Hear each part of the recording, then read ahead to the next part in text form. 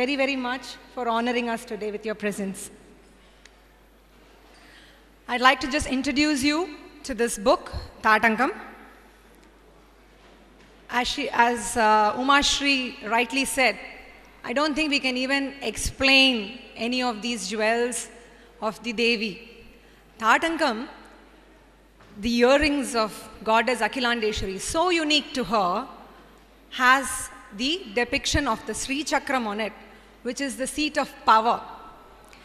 In this book, experiences from devotees all over, all her children from all over have penned their extraordinary experiences where they have felt the amazing power of Pujya Shri Akka. All of us have had several experiences, but these are a few which have been very powerful. I use the word powerful because that is why தாடங்கம்னு பேரே அமைஞ்சிருக்கு. அந்த அளவுக்கான பவர்ஃபுல்லான experiences இந்த புஸ்தகத்தில் வந்திருக்கு. I would just like to narrate I'm sure a very popular story about the Tadangam, but I would just like to refresh all our memories. There was a very, very devout Bhattadri. அவர் ஒரு slip of the டங்கால் Maharaja கிட்ட வந்து சொல்லிட்டார். Instead of saying it was a new moon, he acclaimed it was he said it was going to be the full moon. So the Raja was going to challenge him apparently, and the moment he realized his mistake, he just fell at his mother's feet. Akhilandeshwari amma taaye needa enakku thunai, na usuroda irukano. If I have to do more service to you, you have to make whatever it requires to pacify the king. அவரோட பக்தி, அவரோட அந்த டிவோஷனில் அம்மா என்ன தெரியுமா பண்ணா? she flung her தாடங்கம் into the sky and turned it into the பௌர்ணமி. அது அம்பாளால் தானே முடியும். எதுக்கு சொல்கிறேன்னா, நாளைக்கு blue Moon, once in a blue Moon சொல்லுவோம். இது ப்ளூ மூன்னா என்னென்னா, very, very rarely it occurs because there are 2 Paurnamis in the same month. I, maybe because of my lack of knowledge, did not know initially that tomorrow was going to be a blue moon. By chance, and I believe it was a miracle meant to be, that I got to know about it. And I sincerely feel, Akhilandeshwariya celebrate பண்றச்சே, the moon has to be in its full splendor. அதனால தான் நாளைக்கு பௌர்ணமி. இந்த புஸ்தகம், I hope it serves as a source of motivation and a constant reminder for us to awaken and to realize that power that she gives us within us. அந்த extraordinary பவரை நம்ம என்னைக்கும் realise பண்ணி அதை என்ஜாய் பண்ணணும்னு நான் வேண்டிக் கொள்கிறேன். Thank you. Thank you, Uma. Receive the first copy of the book. May I invite our chief guest, Sri N. Gopalaswamy, to speak a few words before releasing the book. 70 ஆண்டுகள் இருப்பதுங்கிறதே ஒரு பெரிய சமாதானம். ஆனால் அது வாழ்ந்த நடைமுறையில் என்ன வியக்கும்படியான சாதனைகள், அதை விட எனக்கு பெருசாக தெரியுது என்னென்னா, அன்பின் வழியது உயிர்நிலை அப்படின்னு திருக்குறள் சொல்லியிருக்கு. எல்லா பிராணிகளிடத்தும் அன்பு காட்டக்கூடிய ஒரு சக்தி இருக்குது பாருங்க, அதுதான் ஒருத்தனை வந்து தனியாக அடையாளம் காட்டும். அது எல்லாருக்கும் கைவந்து விடக்கூடிய கலை இல்லை. சில பேருக்கு தான் அது எல்லா பிராணிகளிடத்தும் எல்லாரிடத்திலும் சேர்ந்தாப்பில் அன்பு செலுத்துறது. அது அம்மா அவர்களுக்கும் அக்கா அவர்களுக்கும் ரொம்ப கைவந்த கலை. அவர்கள் இந்த நந்தலாலா ட்ரஸ்ட் மூலமாக எத்தனையோ காரியங்கள் ரொம்ப ஓசையின்றி தானம் செய்யறச்சே நிறைய வழிமுறைகள் சொல்லியிருக்கு. கொடுக்க வேணும், ஆனால் மேலே போர்டு போட்டு கொடுக்க வேண்டிய அவசியம் இல்லை அப்படின்னு சொல்லுவாள். அதாவது தைத்திரிய உபநிஷத்தில் அவசியம் கொடுக்கணும். எப்படி கொடுக்கணும்னா, கிரியாதேயம், வியாதேயம், சம்பிதாதேயம்னு எல்லா வழிமுறையும் சொல்லியிருக்கா. அந்த மாதிரி கொடுக்கறதையும் நல்ல பாத்திரங்களுக்கு, அதுவும் குறிப்பாக அடுத்த தலைமுறையினருக்கு வாழ்க்கை நெறிமுறைகளை காண்பிக்கிற, வாழ்ந்து காண்பித்து அதை அவர்களை நெறிவழிப்படுத்துறதுக்காக சொல்லி காண்பித்து ஒரு சகாப்தமே படைத்திருக்கிறார்கள். இந்த 70வது ஆண்டு விழாவும் போது மேலும் பல நூறாண்டு இருக்க வேண்டும் என்று பிரார்த்தித்துக் கொள்கிறோம். ஏன்னா மக்களை நல்வழிப்படுத்தக்கூடிய திறமை படைத்தவர்கள் சிலரே. அதுக்கு ஒரு தனியான பகவத் அனுகிரகம் வேணும். அந்த அனுகிரகம் பெற்றவாள் நம்முடைய நிறையா இருந்தால் அது நமக்கு ஒரு நல்வழியை கொடுக்குங்கிற நம்பிக்கை. இந்த புத்தகத்தை பொறுத்தவரையில் கிருத்திகா அவர்கள் பல இடங்களில் விஷயம் சேகரிச்சிருக்கார்கள். நேற்றுக்கு அந்த புத்தகம் கிடச்சது முழுசாக படிக்க முடியல. அதனால் தத்துவங்கள் அவள் சொல்லியிருக்கிறது எனக்கு இன்னும் சரியாக புரிபடலை. ரொம்ப தாழ்மையுடன் தெரிவித்துக் கொள்கிறேன். ஆனால் அனுபவஸ்தர்கள் தங்களோட அனுபவங்களை இதில் எழுதி அதனால் எப்படி தங்களுக்கு ஒரு நல்ல காரியம் நடந்ததுங்கிறத நிறைய பேர் விவரிச்சிருக்கார்கள். அமானுஷ்யமான சக்தி ஒன்று படைத்து அந்த சக்தியின் மூலம் தங்களை தடுத்தாட்கொண்ட நிலைமையை பற்றி அவர் எழுதியிருக்காங்க. அதை படிக்க படிக்க எல்லோருக்கும் ஒரு சுவாரஸ்யம் மட்டுமில்லை. அந்த நூப்பரத்தை சொன்னா இல்லையா, அந்த நூப்பரத்தில் எப்படி அதை சேவித்து அதை கெட்டியாக பற்றுன்னு வேறொன்றும் பற்றிலேன் அப்படிங்கிற ஒரு நிலைமை வர்றதுக்கு இந்த புத்தகத்தை படித்தா கண்டிப்பாக அது உதவுங்கிறது என்னோடய தாழ்மையான அபிப்பிராயம். இந்த புத்தகம் இந்த சந்தர்ப்பத்தில் வெளிவரது ரொம்ப சரியான காரியம். அந்த காரியம் பண்ணதுக்கு கிருத்திகா அவர்களுக்கு இந்த மெட்டீரியல்லாம் கொடுத்து உதவின பல அன்பர்கள் அவர்களுக்கும் இந்த சமயத்தில் நாம் எல்லாரும் கடமைப்பட்டிருக்கிறோம். இந்த புத்தகத்தை வெளியிட்டு அதை திரு சங்கரன் அவர்கள் கொடுப்பதில் நான் பெருமை அடைகிறேன், மகிழ்ச்சி அடைகிறேன். நன்றி.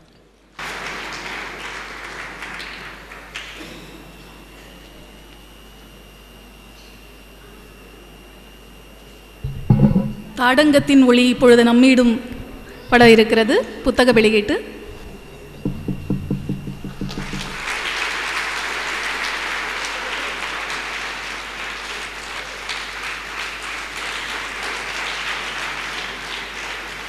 விருந்தினர் திரு கோபாலசுவாமி அவர்கள் வினைத்தீர் பதிகம் அருளிய சங்கரன் அவர்களுக்கு வழங்குவார்.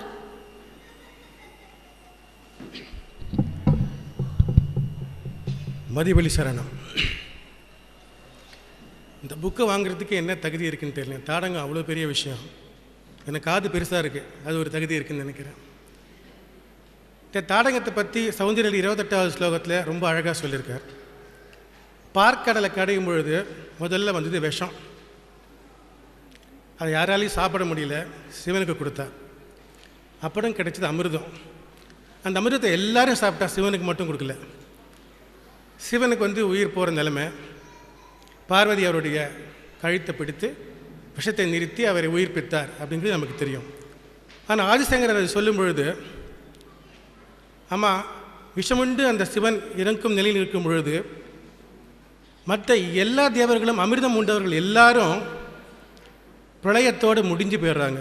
பிரம்மா அந்த அமிர்தத்தை சாப்பிட்டார், இந்திரன் சாப்பிட்டார், தேவாதி தேவர்கள் சாப்பிட்டார்கள். அவங்க அத்தனை பேரும் பிரளயத்தில் அழிந்து விடுகிறார்கள். ஆனால் ஆலகால விஷத்தை உண்ட சிவன் மட்டும் பிரளயத்தையும் தாண்டி உயிர்த்திருக்கிறான் என்றால் உனது கற்பும் உனது தாடங்கமும் தான் காரணம் என்றார். தாடங்கம் இங்கே வந்தது. தாடங்கத்தோட அமைப்பை பார்த்தீங்கன்னா காது மூடி இருக்கு. இப்போ பார்வதி தேவி என்ன நினச்சா அப்படின்னா, வெளி சுத்தம் எதுவும் வேண்டாமல் உள்ளுக்குள்ளேயே சிவா சிவா சிவா சிவா சொல்லி சுவாசி சுவாசி சுவாசின்னு சொல்லி அந்த சிவனை உறுப்பி தன் உயிர் போகாமல் காப்பாற்றினா. இதை சரியாக சொல்லணும்னா எல்லாரும் சொல்லுவோம், சிவன் தன்னோட இடது பாகத்தை உமைக்கு கொடுத்தார் அப்படின்னு சொல்லிட்டு. நான் தைரியமாக சொல்கிறேன், சிவன் மன்னிக்கிட்டேன். என்ன உமை தான் தன்னுடைய வலது பாகத்தை சிவனுக்கு கொடுத்துருக்கான். வலது பாகத்தை சிவனுக்கு கொடுத்தவன் நிறுத்தலை. 2 கை 2 கால் 2 காது 2 கண் 2 மூக்கு பிரிக்கலாம், ஆனால் இதயத்தை பிரிக்க முடியாது. அந்த இதயத்தை சிவனுக்கு கொடுத்தா சதா சிவா சிவா என்று சொல்லி சுவாசிக்க வைத்து சதாசிவனை சதாசிவனாக ஆக்கிவிட்டாள். சதாசிவனை சதாசிவனாக ஆக்கிவிட்டாள். அந்த காதணியை தாடங்கத்தை கைலாயத்தில் விட்டுவிட்டு இங்கே அகிலாண்டேசின் அவதாரமாக மதுவொளி அன்னையாக நம்மையிலே ஏன் வந்திருக்கிறார்கள்? தாடங்கத்தை துறந்து இங்கே வந்தது சிவனை வருத்தப்படுத்துவதற்கல்ல, நாம் சொல்வதையெல்லாம் கேட்பதற்காக. துக்கத்தை சொல்கிறோம், துர்க்கையாக அதை போக்குகிறார்கள். செல்வத்தை கேட்கிறோம், லக்ஷ்மியாக அதை வழங்குகிறார்கள். ஆத்ம ஞானத்தையோ நமது பண்பாட்டையோ உயர்த்திக்கொள்ள வேண்டும் என்று கேட்கும்போது கொஞ்சம் தயக்கம் வருகிறது. ஆத்மா எங்கே இருக்கிறது, பண்பாடு எங்கிட்ட ஏற்கனவே இருக்கிறது, எப்படி கேட்குறதுன்னு. இது அக்கா உணராமல் உணர்ந்தவர்கள் அதை சொல்ல தெரியவில்லை, சொல்ல விருப்பப்படவில்லை. அதனால் தனது எழுத்தினால் 25 வருடமாக புத்தகங்களை எழுதி எழுதி அந்த ஆத்ம அனுபவம் எப்படி காண வேண்டும் என்பதை நமக்கு சரஸ்வதி தேவியாக எழுதி காட்டியிருக்கிறார்கள். இப்படி இந்த அவதாரத்தில் துர்க்கையாக, லக்ஷ்மியாக, சரஸ்வதியாக நம்மிடையே அக்கா எல்லா பணிகளையும் செய்து கொண்டிருக்கிறார்கள். நம்மால் தங்கத்திலும் வைரத்திலும் தாடங்கம் சாற்ற முடியும். தங்கமும் வைரமும் திருட்டு போய்விடும். Wealth tax, income tax, gift tax எல்லாம் வரும். யார் கோல்டு கொடுத்தான்னு கணக்கு கொடுக்கணும். அதனால் பக்தர்கள்லாம் சேர்ந்து தன்னுடைய இதயத்தெல்லாம் ஒரு பதக்கமாக மாற்றி அதை தாடகமாக மாற்றி 3 புத்தகங்கள் எழுதப்பட்டிருக்கிறது. இந்த 3 புத்தகங்கள் முதல் புத்தகமாக வெளியிடப்பது இந்த தாடங்கம். இந்த தாடங்கத்தை பல பேர் தன்னோட அனுபவங்கள் எழுதியிருக்காங்க.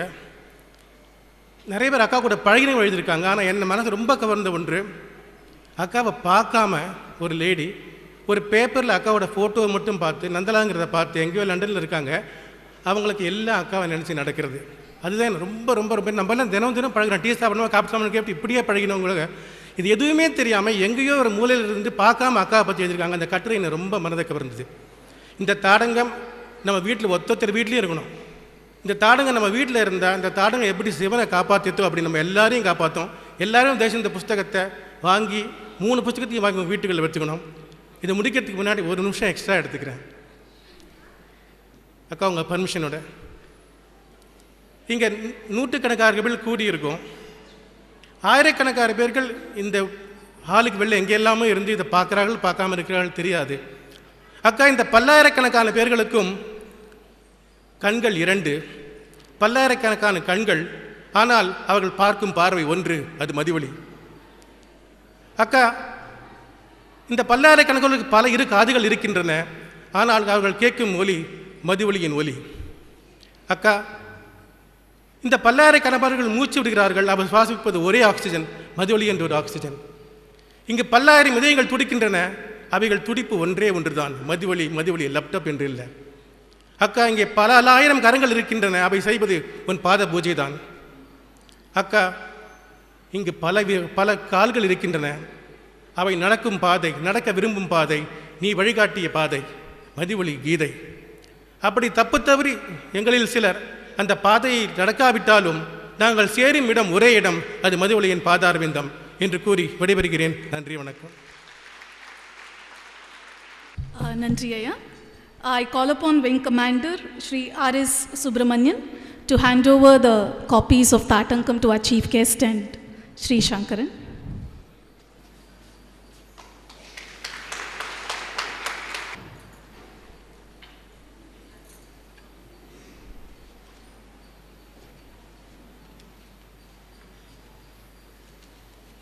தாடங்கத்தின் ஒளி இப்பொழுது ஏகாவளியின் மீது பட இருக்கிறது. அடுத்தபடியாக ஏகாவளி புத்தக வெளியீட்டு விழா. எடிட்டர் ஸ்ரீ லக்ஷ்மி நாராயணன் அவர்களையும் சிறப்பு விருந்தினர் திருமதி ரேவதி சங்கரன் அவர்களையும் டாக்டர் என் செந்தில்குமார் அவர்களையும் மேடைக்கு வருமாறு அழைக்கிறேன். ஏகாவளியை பற்றி நமக்கு கூற வருகிறார் ஆசிரியர் லக்ஷ்மி நாராயணன் அவர்கள். இந்த புத்தகத்தை பற்றி நான் அதிகம் ஒன்றும் பேச முடியாது. காரணம் என்ன, என்னுடைய பணி அதில் மிக குறைவானது. ஆனால் ஏகாவளி என்ற பெயர் மற்றும் எனக்கு ரொம்ப பிடித்தமான பெயர். அந்த புத்தகத்தை பார்க்கும்பொழுது அதில் உள்ள நான் முன்னுரைகளை பற்றி எழுதியிருக்கிறேன். பெரும்பாலும் நாம் புத்தகங்களை படிக்கும்பொழுது முன்னுரையை யாரும் படிக்க மாட்டார்கள். ஆனால் அங்குள்ள ஒரு செய்தியை மட்டும் நான் இப்பொழுது சொல்லிவிடுகிறேன். அம்மாவை நான் முதல் பார்த்த பொழுது பல ஆண்டுகளுக்கு முன்னால் 1957 அந்த வருடம் தீபாவளி மலர், அந்த தீபாவளி மலரில் சிற்பி வரைந்த புகைப்படம், அந்த சிற்பி வரைந்த படத்தில் அம்மா அந்த படத்தை அகிலாண்டேஸ்வரி படம் வரையப்பட்டிருந்தது. அதை அம்மா என்னிடம் காண்பித்து அதில் அந்த ஏகாவளி ஆபரணம் இருக்கிறது. அந்த ஆபரணத்தை பற்றி சில செய்திகள் அப்பொழுது என்னிடம் சொன்னார்கள். அது மாதிரி எவ்வளவோ செய்திகள். அப்பொழுதெல்லாம் அம்மாவிடம் நெருங்கி உட்கார்ந்து கொண்டு பல அரிய செய்திகளை கேட்கும் வாய்ப்பு எனக்கு இருந்தது. அது பெரும் பாக்கியத்தை நான் செய்திருந்தேன். இவ்வளவு நாட்கள் நெருங்கிய பழியும் இவ்வளவு செய்தும் எந்த விதமான ஒரு உணர்வு, தெய்வ உணர்வு இருக்கிறதா இல்லையா என்று எனக்கு சந்தேகமாக இருக்கிறது. மனுஷ புத்தி தானே, அது மாட்டுக்கு அலை பாய்ந்து கொண்டே தான் இருக்கிறது. ஆனால் ஒன்று, உங்களுக்கு நான் உபதேசம் செய்யவில்லை, ஆனால் இந்த அம்பாள் விடும் மூச்சை தான் நாம் சுவாசிக்கிறோம். அதை மனத்தில் நினைத்து கொண்டு அடுத்த சுவாசம் நம்பது இல்லை, அதை மனத்தில் நினைத்து கொண்டு ஒவ்வொரு சுவாசத்தும் இழுக்கும் பொழுதும் விடும் பொழுதும் இந்த அம்பாள் நினைவோடே நாம் வாழ வேண்டும் என்று நான் நினைத்து கொண்டிருக்கிறேன். அந்த ஆசையை நமக்கெல்லாம் அந்த அம்பாள் அருள்வார்கள், வழங்குவார்கள் என்று நான் நினைத்து கொண்டிருக்கிறேன். வேறென்றும் இந்த புத்தகத்தை பற்றி அதிகமாக சொல்லவில்லை. ஷேக்ஸ்பியர் சொல்வார், ஆக்டர்ஸ் வில் டெல் ஆல், புரோலாகே இருக்காது, ஆக்டர்ஸ் வில் டெல் ஆல் என்று சொல்வார். அது மாதிரி இதில் உள்ள கட்டுரைகளை பார்த்தாலே எல்லா செய்திகளும் உங்களுக்கு கிடைக்கும். அம்பாள் நம்மை அருள்வாள் என்ற நம்பிக்கையோடு நான் விடைபெறுகிறேன். வணக்கம். திருமதி ரேவதி சங்கரன் அவர்கள். I think she needs no introduction. I will be doing injustice if I try to introduce her. I call upon her to talk to us for a few minutes. வாழ்க்கையில் அனைவருக்கும் வணக்கம். இந்த இரண்டாவது புத்தகமான ஏகாவளி, நமக்கெல்லாம் காசு மாலை தெரியும், முத்து மாலை தெரியும், வைர அட்டிகை தெரியும். எத்தனை பேருக்கு ஏகாவளினா என்னன்னு தெரியும்? தெரிஞ்சவா கை தூக்குங்கோ. தெரியாது. ஏகாவளி அப்படிங்கிற மாலை 27 முத்துக்கள் கொண்டது, ஒரு பதக்கம் கொண்டது. அது அம்பாளுடைய மார்பில் இருக்கும். என்னை நூப்புரம் புஸ்தகத்தையும் நீ ரிலீஸ் பண்ண வேண்டாம் சொல்லிட்டா, ஏன்னா நீ இன்னும் என் காலில் விழற அளவுக்கு உனக்கு அருகதை கிடையாதுன்னு. தாட்டங்கம் கண்டிப்பாக எட்டவே முடியாது. 5 அடி உயரத்தில் வச்சுன்னு இந்த மைக்கோட திண்டாடுறேன், இவ்வளோ இன்னும் தாட்டங்கத்தை எங்கே பார்க்கறது?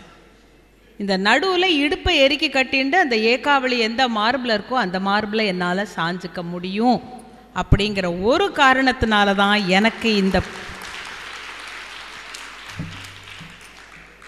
இரண்டாவது இந்த ஏகாவளி பற்றி சொல்லணும்னா, 27 முத்துக்கள் கொண்டு ஒரு பதக்கம், 27 நட்சத்திரங்களுக்கு ஒரே மதி ஒளி, ஒரே சந்திரன்.